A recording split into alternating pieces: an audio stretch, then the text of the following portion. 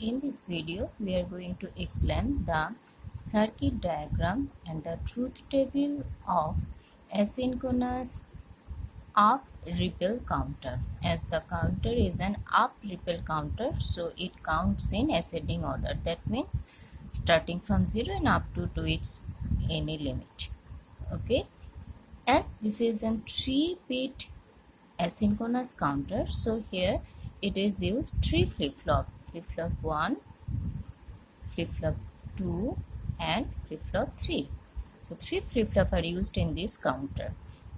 Now this counter is an asynchronous counter, and for asynchronous counter we have already known that the clock of every flip-flop in the counter gets its input signal from the output of its previous signal. Okay, so here you see that the flip-flop 2 will get its clock signal from the output Q1 of flip-flop 1. Now flip-flop 3 will get its clock signal from the output of flip-flop 2, that is Q2.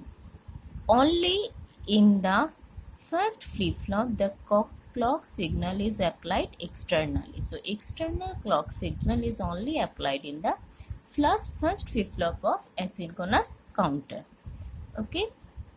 Now the input of every flip-flop gives from external input signal. So J1 K1 gets its signal, J2 K2 and J3 K3 it gets high voltage, high signal from an external source. So this is also external source. So J1 K1, J2 K2, J3 K3 simultaneously at each clock pulse get its input. High means 1 1 for every flip-flop at each clock signal. So input of every flip-flop in asynchronous up ripple counter is 1 1 for each input value, that is for J1 K1, J2 K2, J3 K3. Okay, why J1 input signal is given to for each flip-flop? Because we all know that only for the input value 1 1 in each input signal the output of the flip-flop will be toggles. Toggles means we already know that if its value is 0 then it changes into 1, if its value is 1 it changes into 0. So this is the toggle condition. Okay, now as the flip-flop all time gets its input 1 and 1, so it is already ready to give its output. So when the flip-flop gets its clock signal from the output of previous flip-flop, the flip-flop gets activated and it toggles in its output value. Okay, now here you see that every clock signal there is a bubble.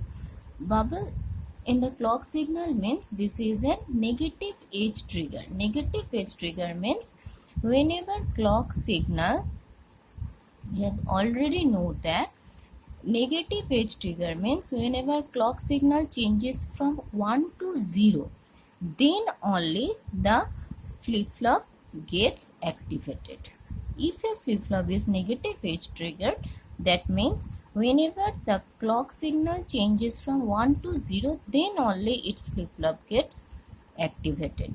Okay, so when 1 to 0 clock signal goes, it only it activated. Here also 1 to 0, so there also flip-flop gets activated.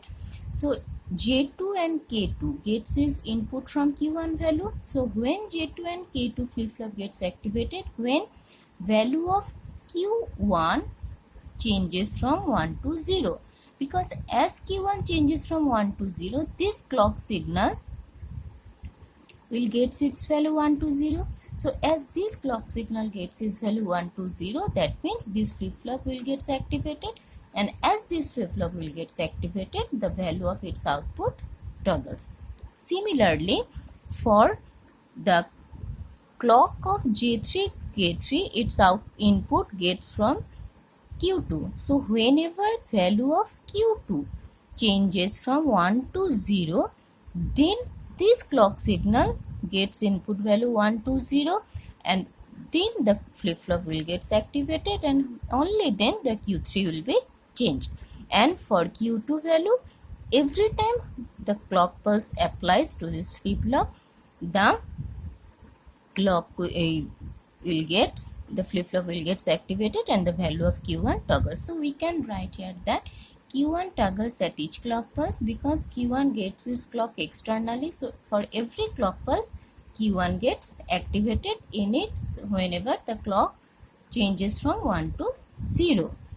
Q2 toggles, whenever I have already told you that whenever Q2 toggles, whenever this clock value goes from 1 to 0. So when clock goes from 1 to 0, when Q1 goes from 1 to 0. So we can say in other words that Q2 toggles when Q1 changes from 1 to 0.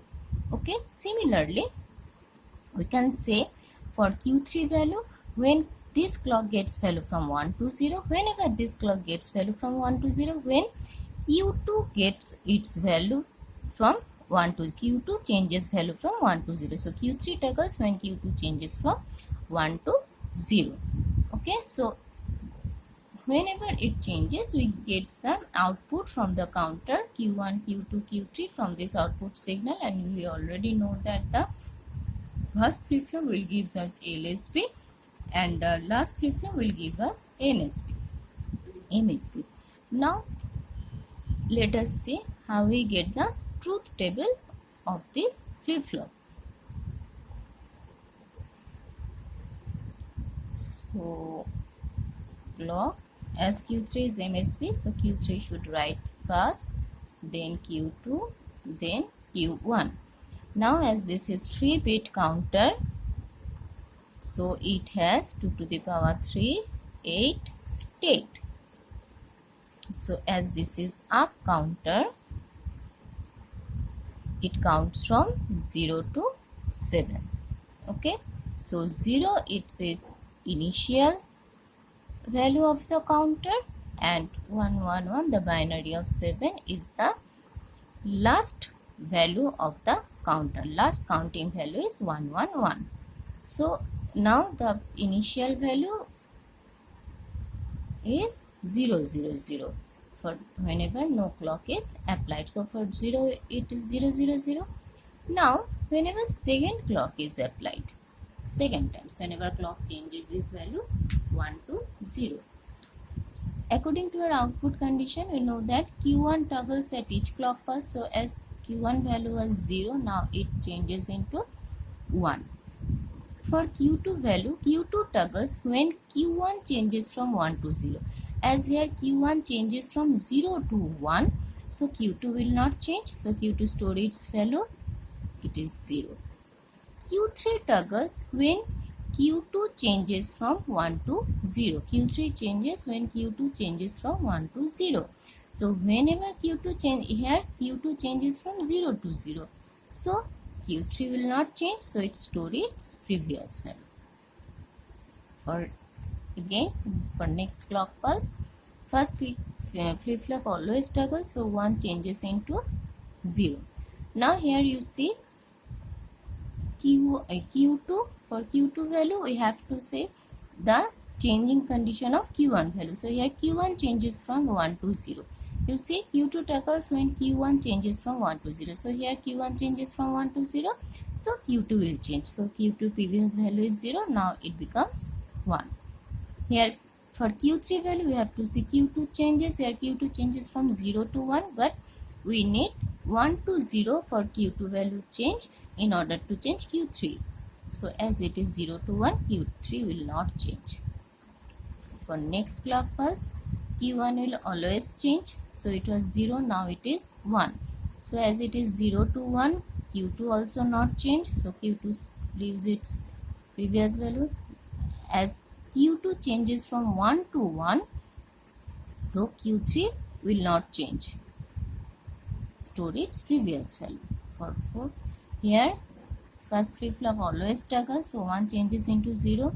As Q1 changes 1 to 0, Q1 changes 1 to 0, Q2 toggles. So Q2 previous value was 1, so it now becomes 0. So as Q2 changes from 1 to 0, Q3 toggles. So Q2 changes from 1 to 0, Q3 toggles means 0 changes to 1. For our next clock, Q1 toggles. Q1 changes from 1 to 0. So Q2 will not change. Q2 changes from 0 to 0. Q3 will not change. For 6 clock pulse, 1 changes to 0. Q1 changes from 1 to 0. So Q2 will not change. So Q2 is 0. Store its previous value. As Q2 changes from 0 to 0.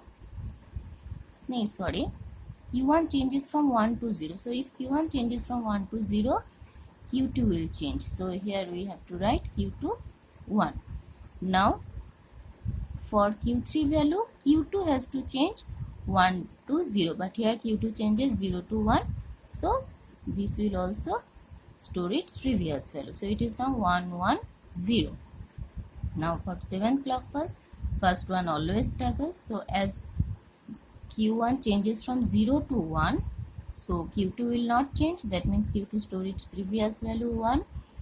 As Q2 changes from 1 to 1, so Q3 will not change. Q3 store its previous value 1. Now you see we have already reached our final state 1 1 1. Okay, so 1 1 1 is our final state. So we have already reached in our 7 clock pulse. Okay, now if we give any further clock pulse, suppose clock pulse 8. So first flip-flop always toggles. So first flip-flop toggles means 1 changes to 0. So as Q1 changes to 0, so Q2 also changes. So 1 changes to 0. As Q2 always changes 1 to 0, then Q3 again change. So Q3 change means 1 to 0. So after getting the final state 1 1 1, if we applied any more clock, then the flip-flop will again gets its first state, and again it start to count in the following sequence from 0 to 7. So this clock pulse is similar to its decimal equivalent. In this way, the 3-bit asynchronous up counter gives the up counting, that is from 0 to 7. Okay. Now if here is 4-bit counter, then we can again add one flip-flop here, and similar way we can write this output clock signal connects with the clock of this flip-flop and we get the another 4-bit. If we want 5-bit, then another flip-flop can be added. Like this way, it is very easy to construct any bit of asynchronous up counter.